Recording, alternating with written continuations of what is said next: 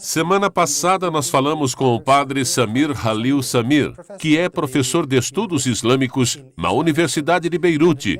Nós falamos sobre a situação dos cristãos no Oriente Médio, principalmente do fato de que muitos estão deixando o Oriente Médio e poucos têm a intenção de voltar. Hoje falaremos novamente deste assunto, mas iremos aprofundar o que significa a radicalização do Islã no Oriente Médio, na Europa e nos Estados Unidos. Padre, bem-vindo novamente ao nosso programa. Obrigado, Mark, por esse convite e muito obrigado a todos que estão acompanhando o programa.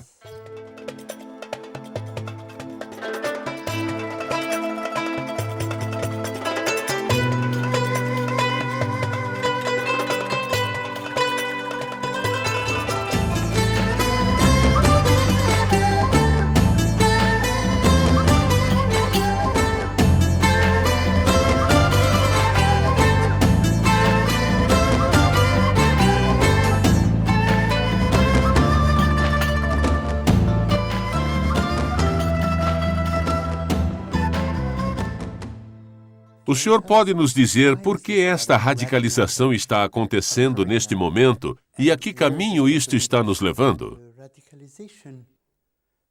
A radicalização começou no final do século passado, o século XX, com a fraternidade muçulmana.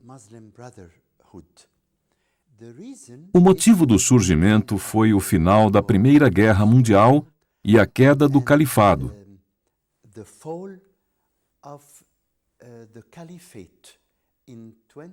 Entre 1923 e 1924, tivemos o final do Império Otomano, que foi o último império muçulmano da história de mais de 13 séculos do Islã. Existe também a questão da secularização da Turquia. Os muçulmanos não sabiam o que fazer e se perguntavam quem poderia ser o novo califa. Seria a Arábia Saudita? O Egito? Mas eles não encontraram ninguém capaz de assumir esse lugar do Império Otomano. Então disseram, aqueles que começaram este projeto, disseram que deveriam islamizar os países muçulmanos, pois eles estão muito ocidentalizados. E era verdade, pois o sistema jurídico deles era importado da França, da Suíça, entre outros. Assim surgiu a fraternidade muçulmana, mas não era muito forte ainda. Era somente o desejo de deixar a sociedade mais muçulmana. E eles negam fortemente o uso da violência, mas, com o tempo, surgiu um conflito entre o rei e a fraternidade muçulmana. E, mais tarde, depois da Revolução do Egito, de 1952, a Revolução de Nasser, um conflito entre a Revolução Socialista de 1950 contra a fraternidade muçulmana, que foi perseguida e teve membros presos e assassinados. Após isto, eles começaram a organizar a resistência e a oposição, e se tornavam a cada ano mais violentos. Então, isso começou, mas somente com o projeto político interno. Já em 1948, quando houve a criação do Estado de Israel, quando foi decidido, todos os países árabes se sentiram humilhados por este pequeno grupo chamado Israel. Se sentiram humilhados? Sim, se sentiram humilhados. E diziam que era porque existiam estados que não eram verdadeiramente muçulmanos e que eles tinham que fazer a revolução naquele momento. E Nasser também tinha essa mesma opinião. Porém, decidiu fazer isso como socialista, e os outros queriam fazer com um projeto islâmico. Logo havia dois projetos que eram oposições ao Ocidente através de Israel. Vieram guerras entre Israel e o mundo árabe, que todas as vezes era derrotado. Somente em 1973 foi que Saddam conseguiu recuperar uma parte do Sinai. Ele disse que deveriam acabar com aquele conflito, buscar a paz. Então ele decidiu ir para Jerusalém, onde fez seu famoso discurso que, como consequência, provocou a sua morte. Seu assassinato. Assassinato, mas era uma nova possibilidade. Naquele tempo, tínhamos dois países que estavam em paz com Israel, a Jordânia e o Egito. E eles continuam os dois países que não perderam nenhuma parte territorial deles. Os outros decidiram reagir lutando, e ano após ano são mais ocupados e reduzidos. Isso criou uma humilhação muito forte no mundo árabe. Para os muçulmanos como um todo, pois eles não viram isso como uma simples confrontação política, mas sim Parte da Uma. parte da Uma. A Palestina pertence a Uma, pertence à chamada Dar al-Islam, a Casa do Islã. E nós não podemos, nós devemos proteger a Casa do Islã. Por outro lado, era também uma convicção religiosa, pois era algo visto até mesmo pelos judeus não crentes como um presente de Deus.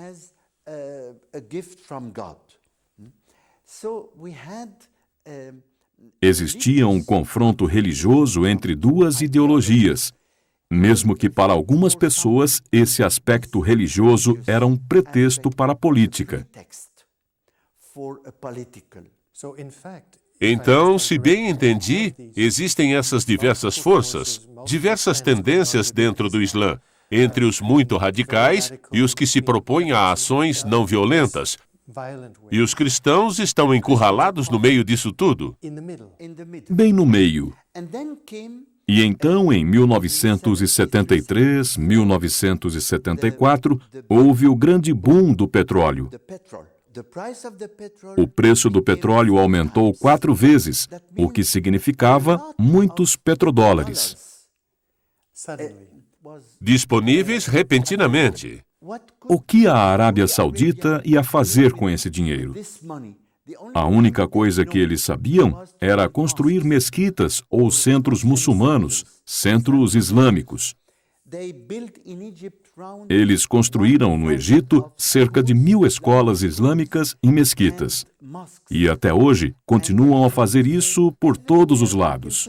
Mas é todo um projeto. Não são somente os petrodólares que estão fazendo isso acontecer, mas sim a expansão do arabismo. Sim. Qual é o objetivo? Sim, nós temos que entender o wahhabismo. O nome Wahhab vem de Abd al-Wahhab, que viveu no século XVIII e fez um acordo com um príncipe.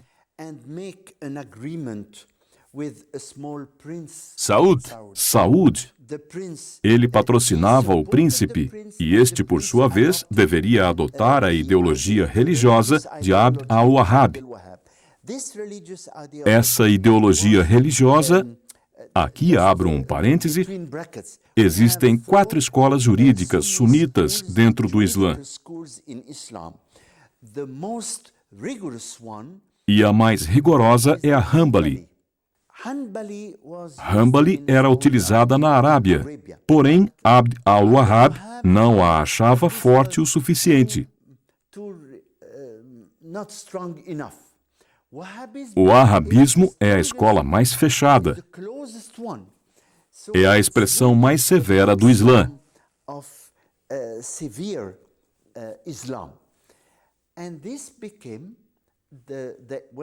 Quando foi fundada a Arábia Saudita no século XX, no início do século XX, eles adotaram esse islamismo forte, onde cada um deve praticar exatamente aquilo que é pregado. De fato, não existe constituição na Arábia Saudita, Exato. pois o Corão serve como constituição. Sim, e com o dinheiro eles exportaram essa ideologia. Então foi exportada para o Egito, depois do Egito para a Argélia nos anos 90, depois exportada para a Indonésia. Se falarmos de maneira simplista, podemos dizer que o dinheiro do petróleo, que é comprado pela América, pela Europa, entre outros, está patrocinando a expansão desse islamismo radical ao redor do mundo? Sem dúvida, e atualmente isso está indo para a Europa e para a América também. Isso continua. Então eles tinham dinheiro de sobra, um objetivo, uma ideologia, e então começaram a islamizar todos os aspectos externos no Egito e também dos outros países. No Egito, através deste grupo bem organizado da fraternidade muçulmana, estão expandindo o wahhabismo. Isso com a ajuda da Arábia Saudita. Isso significa a radicalização do Islã. Mas depois, quando a batalha entre Israel e a Palestina ficou mais dura, e eles perceberam que não existia uma solução no caso de Israel, o único jeito, a única maneira que eles tinham de se opor ao poder de Israel eram os kamikazes. Os homens-bomba? E isso foi visto como uma honra. Eles dizem, nós não estamos matando pessoas anônimas com bombas, mas estamos dando a nossa vida para salvar o país, para salvar o nosso povo. Eles eram vistos como heróis. De certa maneira, para eles, isso é verdade. É uma ligação interna entre política e religião. Sim. Houve o Sínodo do Oriente Médio em Roma. Os documentos finais do Sínodo falam de diferentes maneiras de tratar esse problema. Uma das propostas, por exemplo, é a de uma secularização positiva. Isto é, a ideia de que a religião deve ser separada do Estado, e essa ideia deveria ser introduzida através das comunidades cristãs. Nós cristãos sabemos das nossas limitações, politicamente falando. Somos poucos e não podemos ter a pretensão de mudar o sistema. Mas sabemos também que, baseado nisso, nós podemos fazer propostas que sejam razoáveis, que poderiam ser aceitas lentamente. Isso leva tempo.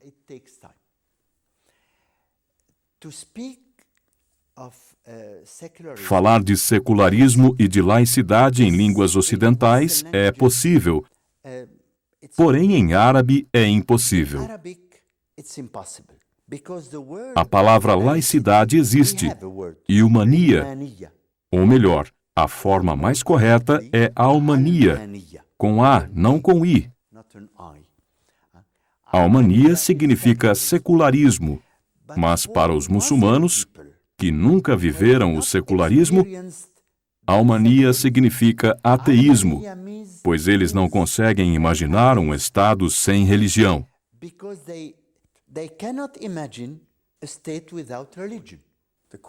A pergunta é, estamos muito atrasados? Como temos dito, os cristãos estão deixando o Oriente Médio e nos questionamos se é reversível ou não. Nós mostramos o Líbano como uma solução possível. Mas não estamos muito atrasados? Se os cristãos estão deixando o Oriente Médio, como eles podem propor uma solução? Certo. É por isso que dizemos, nós temos esperança. E isso é muito importante. Sabemos que não existe outra maneira. E antes que seja muito tarde, nós cristãos gostaríamos de dizer hoje, parem, nós temos um projeto. Estamos vindo como cristãos com um projeto, mas não um projeto cristão, um projeto para todos. E queremos trazer. Propor isto? Exato, propor esse projeto. Então, por favor, pedimos a todos que estão prontos a pôr em prática esse projeto que, por favor, não saiam do país. Sejam cristãos ou muçulmanos, não saiam. Nós queremos todos juntos construir uma sociedade baseada, o máximo possível, nos direitos humanos. Também porque hoje é o Oriente Médio, amanhã pode ser a Europa, depois de amanhã os Estados Unidos. Exato. Porque se não fizermos o mais rápido possível, e se a Europa, os Estados Unidos e todos os outros, se vocês não nos ajudarem a realizar este projeto, verão que hoje nós estamos indo embora. Mas amanhã vocês que serão atacados como colonialistas, imperialistas, são essas as palavras que usam. É muito fácil dizer, você é o lado ruim, ou você nos colocou nessa situação e agora haverá vingança. Não é possível lutar contra uma ideologia usando bombas, pois instiga mais ainda as pessoas. Quanto mais terroristas matarmos, mais milhares de pessoas vão aparecer para serem terroristas. Pois eles não se veem como terroristas. É uma honra. Sim, é uma honra. É a única coisa que eles têm. Eles são desonrados em seus países. Não são nada. Então dizem, eu sou um mártir. Nós usamos a palavra mártir, shahid, e no plural, shuhada, todos os dias. Quando alguém morre, mesmo que seja, por exemplo, num acidente de carro, eles vão dizer um mártir, pois precisam de honra. Para dar sentido à vida. Sim, e agora nós dizemos, não, o sentido da vida é construir a paz. É dar justiça aos pobres, justiça às mulheres, aos negros, aos cristãos, ou qualquer grupo, qualquer pessoa. Qual é a resposta, então? A resposta é construir juntos. A palavra-chave é juntos, porque nós sabemos que nós não temos o poder de mudar a sociedade. Mas através do meu projeto, do meu exemplo, das minhas ações, é preciso dizer algo que talvez não seja conhecido. Os cristãos, e de maneira mais especial, a Igreja Católica, tem por toda parte escolas, hospitais, entre outros. Eu li que em Mali, 20% das escolas, dos serviços públicos, são administradas por cristãos, mesmo eles não sendo nem 0,5%. E isso é uma realidade que existe através das nossas organizações, das irmãs, das freiras. Nós propomos modificar a Constituição, pois nós somos cristãos e temos esperança. Mas também é uma questão pragmática, pois se não resolvermos esse problema no Oriente Médio, logo mais o confrontaremos na Europa e nos Estados Unidos. Certo, sem sombra de dúvidas. Padre, muitíssimo obrigado. Eu que agradeço, Mark. Foi uma conversa brilhante. Obrigado a vocês, senhoras e senhores, por terem estado conosco em nosso programa. E se quiserem saber mais sobre a situação que os cristãos enfrentam no Oriente Médio, eu os encorajo a olharem as informações para contato ao final deste programa. Esperamos vê-los na próxima semana. Até lá!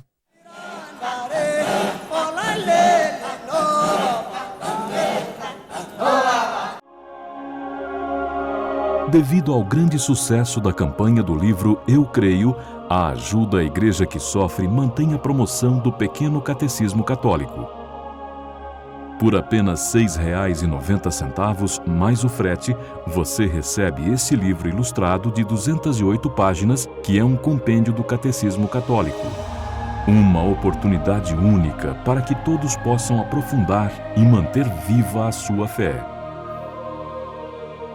Acesse o site www.ais.org.br ou ligue gratuitamente para 0800 77 099 27 e peça agora mesmo o Pequeno Catecismo Católico Eu Creio.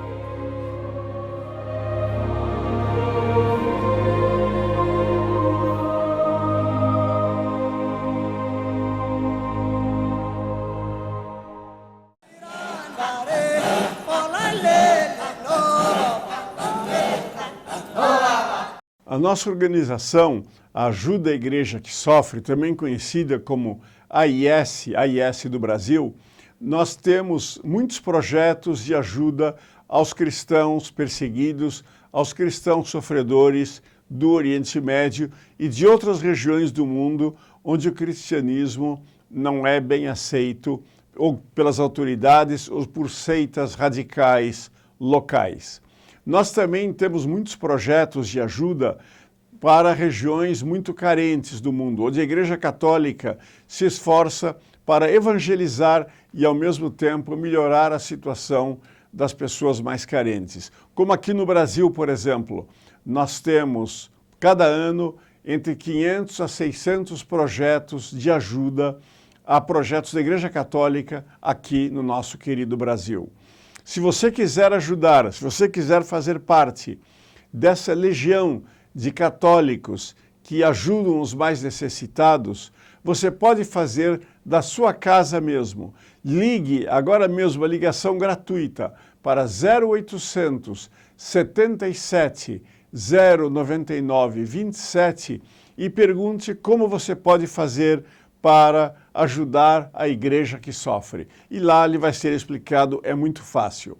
Você pode também ir na internet, no nosso site da internet, www.ais.org.br, e lá você vai ter todas as informações sobre a nossa organização, como nós atuamos, os projetos que nós apoiamos, e também você pode ter lá os filmes, os documentários que passamos aqui na televisão. Você pode convidar os seus amigos e conhecidos para assistirem esses filmes na hora que eles bem entenderem, na hora que for mais cômoda. Esses filmes estão lá gratuitamente para você ver a hora que você quiser e com ótima qualidade. Nós agradecemos a sua presença aqui no nosso programa e convidamos para estar aqui conosco mais uma vez da próxima semana, neste mesmo canal, neste mesmo horário. Até lá, se Deus quiser.